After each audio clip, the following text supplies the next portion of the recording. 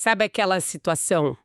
Você tá numa conversa, pode ser num churrasco, sei lá, num grupo de WhatsApp. Sempre acontece. E de repente alguém defende uma ideia com uma certeza que parece granito, Sim. uma convicção tão absoluta que é como se a pessoa estivesse, sei lá, recitando uma lei da natureza, não dando uma opinião, e você fica ali pensando, como é que a convicção pessoal dela virou um fato incontestável? É um beco sem saída clássico, né? Do debate moderno. A gente sente que tem algo errado ali, na estrutura do argumento, mas não sabe apontar o quê. Exato. E aí a conversa ou morre ou vira briga. Isso. E é para desmontar essa situação que a gente está aqui hoje. Recebemos um material que promete, assim, uma espécie de higienização mental. É um texto do Luiz Roberto Boldstein. A proposta dele é ousada. Muito. Ele quer desvendar uma confusão perigosa que a gente faz entre três conceitos que, no dia a dia, usamos como se fossem a mesma coisa. O que é certo, o que é coerente e o que é lógico. E a análise deixa muito claro que isso não é só um preciosismo filosófico, né? É quase uma ferramenta de sobrevivência intelectual. Totalmente, porque quando a gente mistura essas três coisas, as consequências são bem concretas. Julgamentos apressados, intolerância e, no limite, a gente acaba construindo justificativas super bem arrumadas para ideias que são, no fundo, muito destrutivas. Então a nossa missão hoje é essa. Entender como usar essas ferramentas do pensamento crítico para não fazer os outros pagarem o preço da nossa própria confusão mental. Ok, vamos desembrulhar isso então. O texto começa pelo conceito que talvez seja o mais traiçoeiro, o certo. E ele mira direto na base mais comum para essa certeza toda. O famoso porque sempre foi assim. Exatamente. O raciocínio, que muitas vezes nem é consciente, é: se eu aprendi desse jeito, na minha casa, na minha cultura, então esse é o jeito certo de ser. É uma armadilha muito sutil, porque parte de algo legítimo, que é a nossa própria experiência. O problema, como o texto aponta, é que toda e qualquer experiência vem de um contexto. Ninguém aprende as coisas no vácuo, né? Claro. E esse contexto familiar, social, religioso, ele carrega a sabedoria, mas também pode carregar preconceitos, distorções, que vêm sendo passados de geração em geração. E se a gente não para fazer um exame crítico, essa tradição vira o que o autor chama de uma blindagem contra a realidade. Blindagem contra a realidade é uma imagem forte, porque uma blindagem serve para proteger, né? Imagina que protege a gente do desconforto de questionar as nossas próprias bases. Exatamente, protege o nosso ego. Mas o texto faz uma distinção que é o pulo do gato aqui. O que determina se uma atitude é moralmente certa não é o quanto ela se alinha com o que a sua família te ensinou. O critério de verdade é o impacto que essa atitude gera na vida dos outros, e esse impacto tem que ser medido por valores mais amplos, como dignidade, justiça, respeito. Ou seja, sai da esfera do eu acho e entra na esfera do como isso afeta o coletivo. Lembrei de uma frase do texto que me pegou. Ele diz algo como: quando o certo é reduzido ao meu, a ética encolhe até caber no espelho. É isso, né? Perfeito. A ética deixa de ser sobre o mundo e vira só um reflexo do nosso próprio umbigo. Perfeito. A ética, por definição, precisa do outro para existir. Se ela só serve para confirmar o que a gente já é, ela perdeu completamente a função. Vira só vaidade. Ok, então a ideia de certo baseada só na tradição é um castelo de areia. Mas e se a pessoa não só acredita naquilo, mas vive aquela crença com uma disciplina impressionante? Se todas as ações delas são perfeitamente alinhadas com essa ideia, isso não torna a posição dela mais correta? Aham. É aí que o texto nos joga o desafio do segundo conceito, a coerência. Essa é a pergunta-chave. E a resposta que a fonte nos dá é bem contraintuitiva. Geralmente a gente admira a coerência, vê como uma virtude. Ah, fulano é coerente, ele vive o que prega. Sim, é um elogio. Mas a análise aqui é mais fria. Coerência é definida como o alinhamento entre discurso e prática. Ponto. É uma qualidade estrutural, não um atestado de bondade. Estrutural, não moral. Como assim? O texto usa um exemplo ótimo com os animais. Pensa num castor.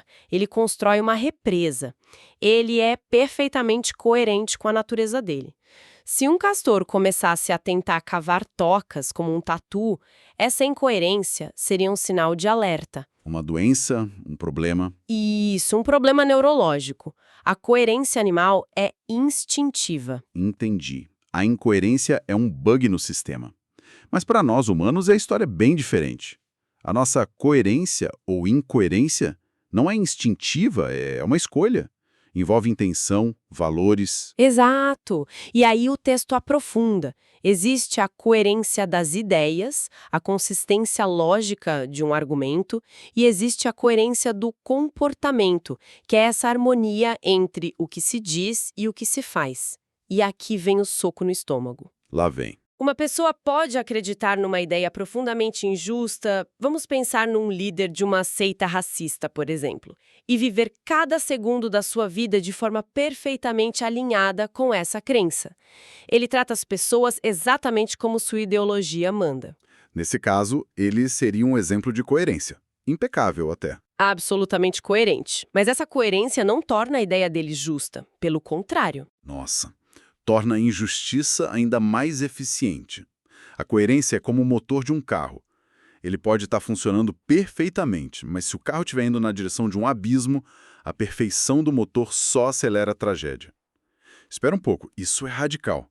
Então, se alguém defende uma ideia terrível, mas vive de acordo com ela 100% do tempo, o texto está dizendo que essa coerência não só não valida a ideia, como, na verdade, a gente deveria se preocupar mais com essa pessoa e não admirá-la pela firmeza dela? Exatamente isso. A conclusão que o autor nos oferece é libertadora. A gente precisa parar de avaliar as ideias pela paixão ou pela firmeza com que elas são defendidas e começar a olhar E começar a avaliá-las pelo que elas produzem no mundo real. pelas suas consequências. A coerência garante a integridade interna de um sistema, sabe? Mas não garante a qualidade moral dele. Ok, isso me leva ao terceiro ponto. A pessoa pode estar errada no que ela acha que é certo, e a coerência dela pode ser perigosa. Mas e se o sistema de crenças dela for lógico? Sabe? Aham. Porque se as regras internas fizerem todo sentido. Tipo, se você acredita em A, então tem que fazer B, o que leva a C. Isso não dá um selo de validade. E aí a gente chega no último conceito, a lógica. E a lógica, segundo a fonte, opera numa outra camada. Ela é a mais fria das três. A lógica não importa valores, justiça, o bem ou o mal. A lógica é uma ferramenta de organização. Só organização. Ela só verifica se a estrutura do pensamento faz sentido. A conclusão deriva corretamente das premissas. Não há contradições internas. Se a resposta for sim, o raciocínio é lógico. Mas então, um argumento pode ser lógico e mesmo assim estar completamente furado. Completamente. E esse é o detalhe que muda o jogo. A lógica é como um encanamento perfeito. Se você colocar água limpa na entrada, vai sair água limpa na saída. Mas, se você colocar o esgoto na entrada, o encanamento perfeito vai te entregar esgoto com a máxima eficiência. Entendi. A lógica só garante o fluxo, ela não valida a qualidade do que entra no sistema. É a famosa premissa falsa. Exatamente. A história está cheia de sistemas de pensamento com uma lógica interna impecável, mas construídos sobre premissas absurdas. A eugenia, por exemplo, tinha uma lógica interna para os seus defensores. Se existem raças superiores e inferiores, premissa falsa, então é lógico que devemos favorecer a reprodução das superiores e impedir a das inferiores. Conclusão lógica. O raciocínio é formalmente válido, mas a premissa é uma atrocidade moral e científica. A aparência de ordem não é garantia de verdade. E é nesse ponto que o texto identifica um atalho mental, que ele chama de eu como medida do mundo. É um padrão que a gente vê toda hora. Se não foi como me ensinaram, está errado. Ou a versão mais radical. Já que isso é o oposto do que eu acredito, não merece nem a minha atenção. É um mecanismo de defesa, né? Um jeito de deixar o mundo mais simples, mais confortável. Mas o autor classifica isso como intelectualmente estéril, porque o pensamento para de investigar a realidade e passa a defender um território, a própria identidade. A experiência pessoal vira uma régua universal. Exato. Uma experiência que é finita, vira uma régua para medir o infinito. O mundo é forçado a caber dentro da nossa pequena moldura mental, e qualquer coisa que não cabe é descartada como errada, feia ou imoral. Eu vejo como isso funciona no nível individual. Mas o que acontece quando esse jeito de pensar para de ser só de uma pessoa e contamina um grupo, uma sociedade? Aí as consequências devem ser bem mais graves. Sim, esse é o grande salto da análise. E o texto conecta diretamente esses padrões às suas implicações políticas. Ele argumenta que esses padrões cognitivos, quando se organizam e ganham escala, têm o poder de corroer o tecido social de uma nação. É nesse ponto que ele introduz a ideia do pensamento autoritário. E o ponto central é que o autoritarismo não nasce já como um regime político, com tanques na rua.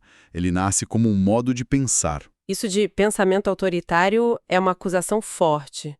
O texto diferencia isso de alguém que simplesmente tem muito orgulho da sua cultura, do seu grupo, porque à primeira vista, os dois podem parecer muito semelhantes. É uma distinção fundamental, e o texto é muito cuidadoso com isso. Valorizar a própria tradição, a cultura, o sentimento de pertencimento, nada disso é autoritarismo. Isso é parte da experiência humana. O problema, segundo o autor, começa quando esse pertencimento se transforma no critério para definir o valor de um ser humano. Então a linha é cruzada quando o nós só existe para excluir o eles. Exatamente. O texto lista alguns traços desse modo de pensar. Primeiro, a fusão total entre a identidade do grupo e a verdade. Nós somos a verdade.